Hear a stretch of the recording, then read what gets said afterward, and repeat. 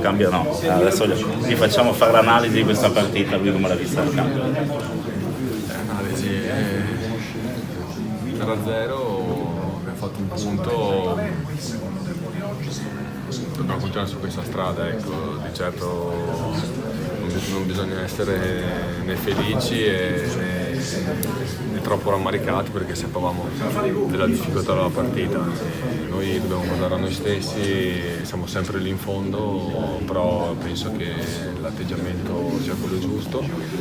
Dobbiamo continuare su questa strada, pedalare e lavorare tanto, perché il campionato è lungo, per noi sarà difficilissimo e niente.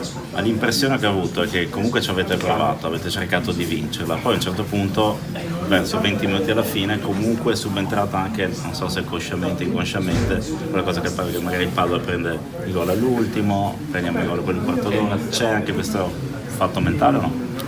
Ma, diciamo che il periodo che stiamo attraversando un po' ti porta ad essere un po' più cauti nella zona finale. Poi sapevamo che di fronte avevamo una signora squadra, soprattutto davanti. Dietro hanno fatto una gran partita, davanti hanno delle individualità veloci e sanno cosa fare, quindi è normale che da parte nostra le attenzioni devono essere triplicate.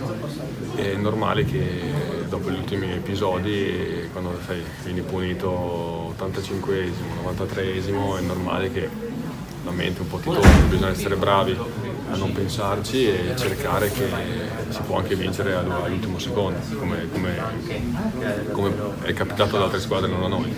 Quindi la strada è quella giusta, l'atteggiamento c'è, l'impegno non è mai mancato. Adesso più che mai bisogna lottare per conquistare questa salvezza. Quindi il bicchiere è mezzo pieno, possiamo dire. Per essere ottimisti, sì. Grazie a te. Sì. Ah, ecco, esatto, no, perché c'è stato giustamente, non avete parlato in questo periodo, però vogliamo tornare sul gol che è segnato a Venezia, straordinario, quello almeno possiamo raccontarlo. Sì, è stato un gran bel gol. Ho giocato il classico jolly, perché neanche se lo riprovo altre 1000 volte lo faccio, però è servito per pochi minuti, poi purtroppo è andata come è andata e me lo tengo per me, però anche se non è servito a nulla. Grazie a 3-3.